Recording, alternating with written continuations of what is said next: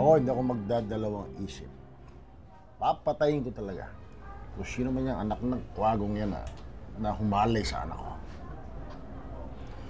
Pare, lasing ka na, tama na yan. Pero mo hindi na naawa. Alam na, may diferensya na pag-iisip ng anak ko. Halayin pa. Pare, tama na. Nandyan na yan eh, wala na tayong magagawa. Pero, wala ka ba suspecha kung sino yung may kagagawa nung nangyari kay Annalyn? Sino yung ama nung dinadala niya?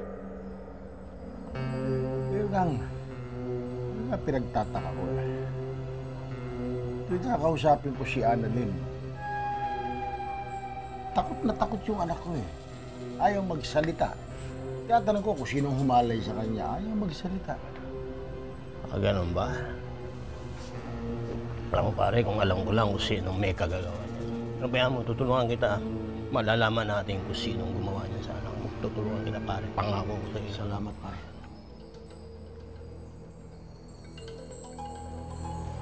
Anak, sabihin mo na kay nanay ang totoo. Sino ba talagang sumalbahe sa'yo? Sige na. Ayoko. Ayoko sabihin. Salbahe siya eh. Kaya nga eh, para mo ng awa. Sabihin mo na kung sino nga ang sumalbahe sa'yo. Papatay niya ikaw. Papatay niya yung tatay. Papatay niya si Telma. Bye, Shay. Papatay niya tayong lahat. Ayoko sabihin. Hindi mangyayari yon. Mangyayari. Walang masamang mangyayari sa ating anak. Sabihin mo na. Ayoko.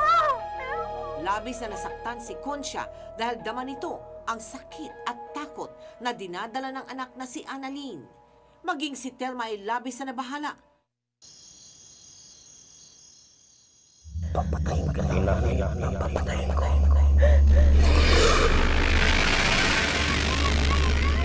Papatayin ko.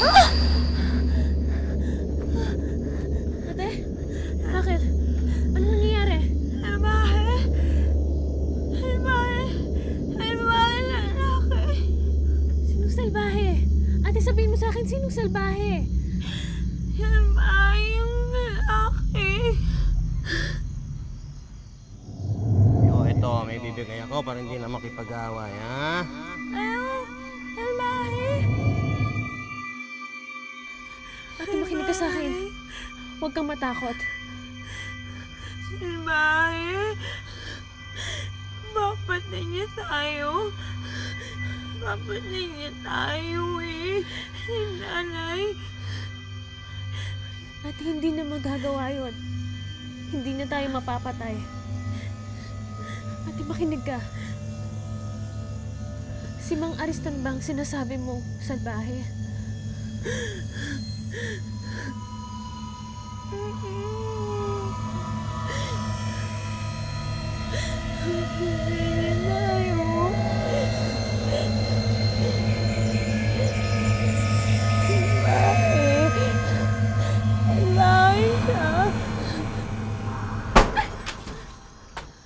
Hindi maaari si Aris na tinutukoy niya, Annalyn eh. Hindi magagawa sa akin yun ang matalik kong kaibigan. Tay, maniwala kayo. Sinabi sa akin ni ate kahit itanong niyo pa sa kanya. Anak, sabihin mo nga yung totoo. Totoo ba sinasabi niya? Ha? Oh!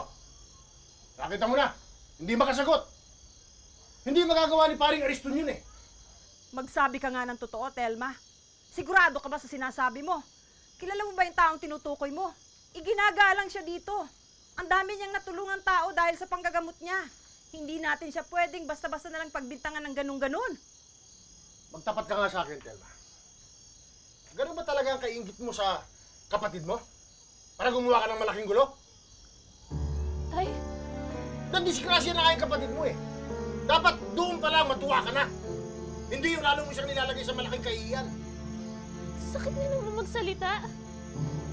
Oo, aminin ko. May tampo kay ate dahil sa sobrang pagmamahal niyo sa kanya. Pero hindi ibig sabihin nun, pwede ko na sa pahamak.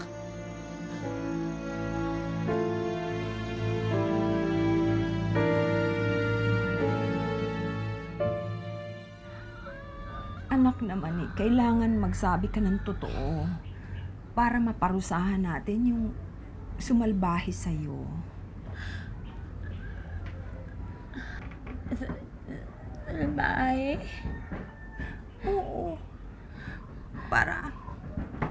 Para maparusahan siya. Kaya sabihin mo na kung sino.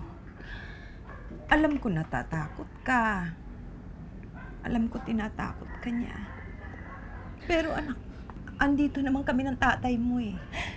Andito ako, tsaka yung kapatid mo. Kaya sabihin mo na. Sige na. Hindi ako. Patay salbahe? Wala, hindi tayo mapapatay ng salbahe. Kaya sabihin mo na, sino ba talaga? Sino? Para maparusahan, anak. Sabihin mo na. Kaibigan tatay. Si Ariston ba?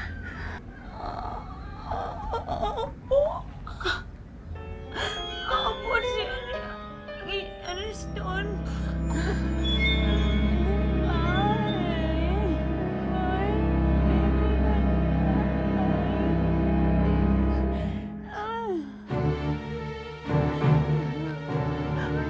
Miguel? Ano?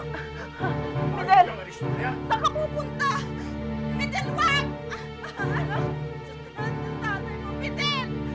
Ariston! Ariston! Hayop ka! Lumabas ka riyan! Ariston! Miguel! Lumabas ka riyan!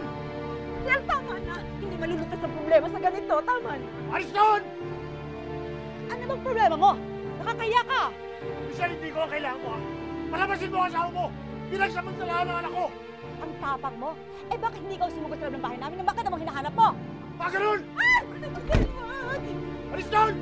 Walang yaka, anong klaseng kaibigan ka? Alam mo, may diferensya ka anak ko, pinagsamantalahan mo! Lumabas ka! Hayop ka! Lumabas!